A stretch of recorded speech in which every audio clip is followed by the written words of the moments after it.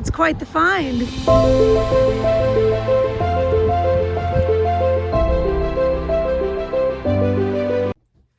Hello friends, and welcome back to Crow's Thrifty Finds. My name is Melanie.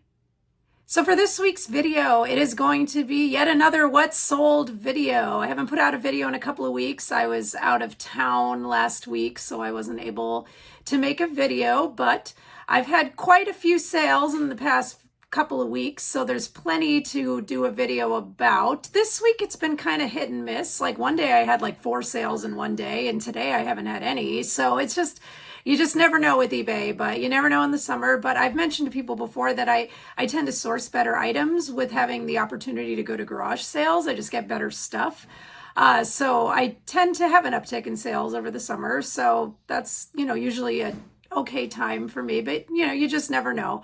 So let's talk about what's sold recently.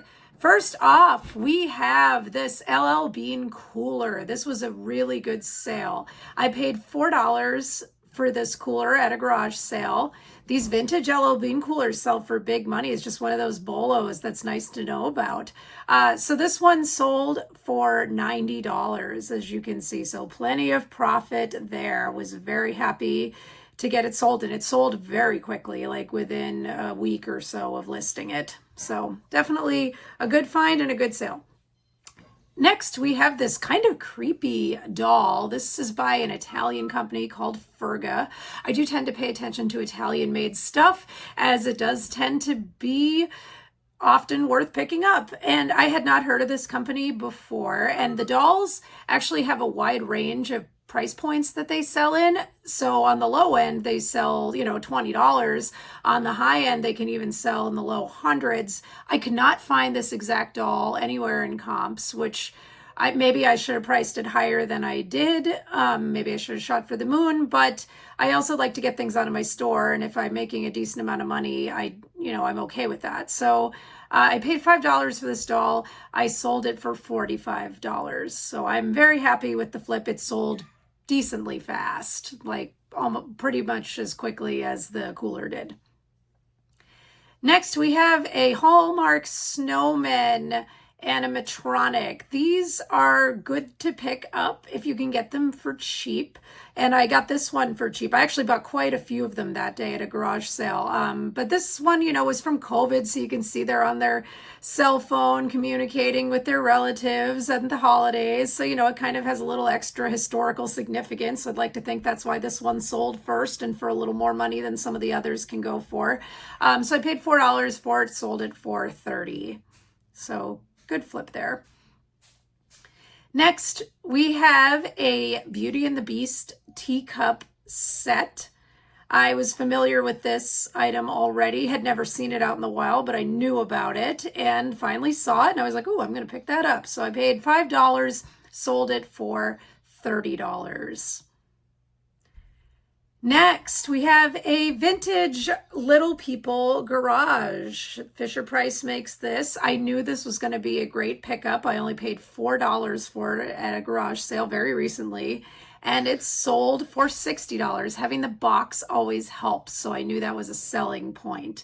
Does make it expensive to ship, so there's that, but the buyer was willing to pay, and I made my money, so everybody's happy. Next, we have a Monster High backpack with some random Monster High items. Now, these were kind of leftovers from the Shop Goodwill lot that I purchased a while back, and I continue to cash in on it. So this sold for $24.25. It was a decently rare backpack. I think I'd only seen one other sale in the comps.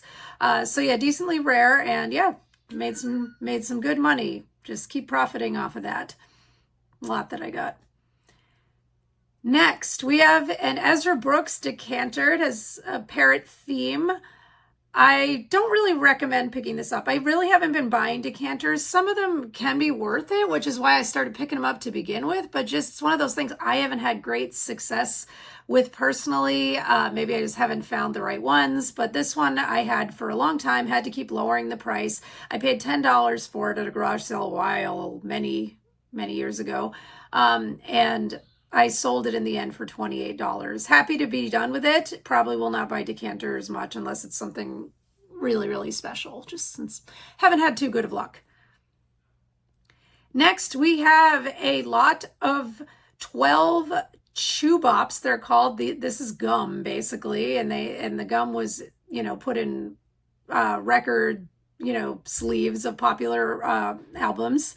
Really cool, actually. I knew it was special right from the second I saw it. I was like, this is going to be worth picking up. Paid $5 for all 12, sold it for $49. So excellent flip there. Really cool item. Don't see stuff like that too often.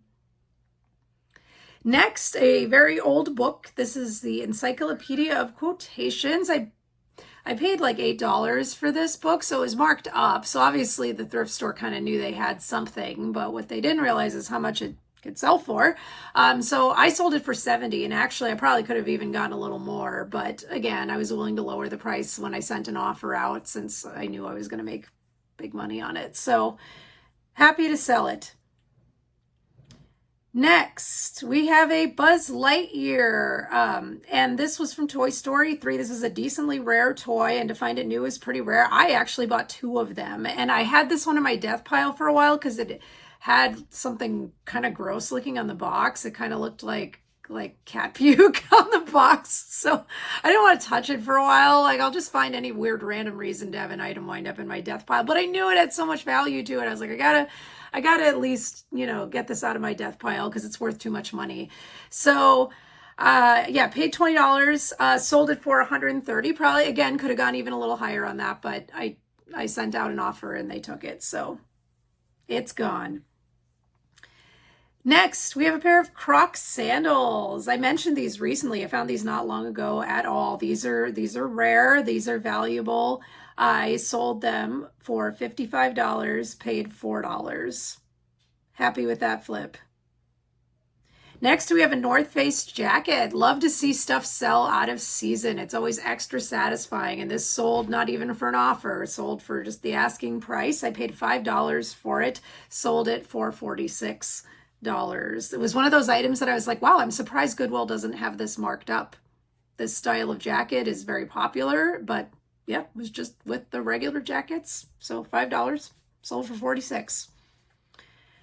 Next, we have a vintage sweatshirt from Alaska. I got this at a rummage sale. I paid $1 for it, sold it for $35. Alaska is kind of one of those more exotic locations, so I had a feeling that sweatshirt was going to go pretty fast, and it did.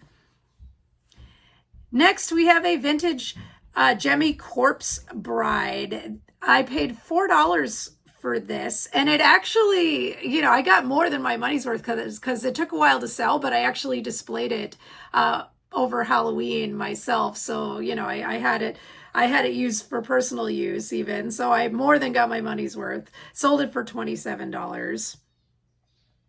Next, we have a Babolat hat. I might be pronouncing that wrong. It's a tennis brand. I paid $3 for this hat at Goodwill. It was new.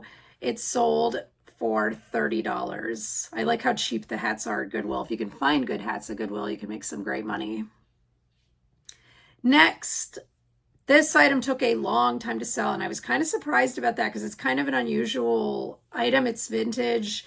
Just thought it would sell fast. I saw it sell for more, but mine sat and sat and sat.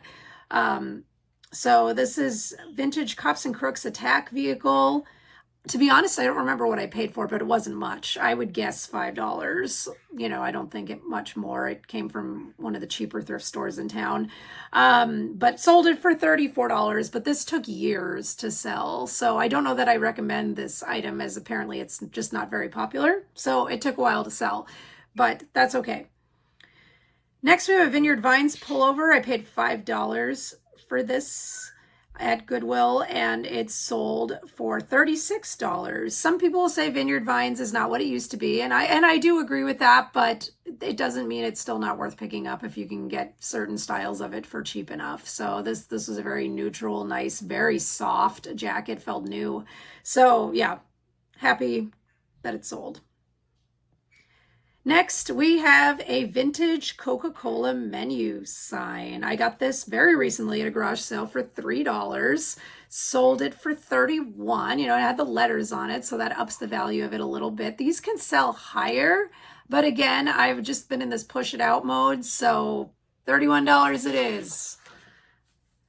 Next, we have a pair of shoes I want to highlight because these shoes have been good sellers for me recently, and shoes can generally take a while to sell. And this is one of those, I think it's kind of one of those, actually I know it is, one of those companies that you see advertised on Facebook. So this is not this like big, huge shoe company, but it's a style of shoe that people like, and they are seeing it on Facebook. So maybe, it's easier to, to get them secondhand, off eBay, and you don't have to worry about waiting as long for shipping possibly, if it's one of these smaller companies. I don't know. I'm just speculating why, or maybe just finding them used is not that easy to come by because the company is not so big. I don't know. I don't know what the reason is, but Incas have been good sellers for me lately on eBay for shoes, because shoes can sit and sit and sit potentially, and my Incas have not. And they've been great sellers, and I don't believe the thrift stores really know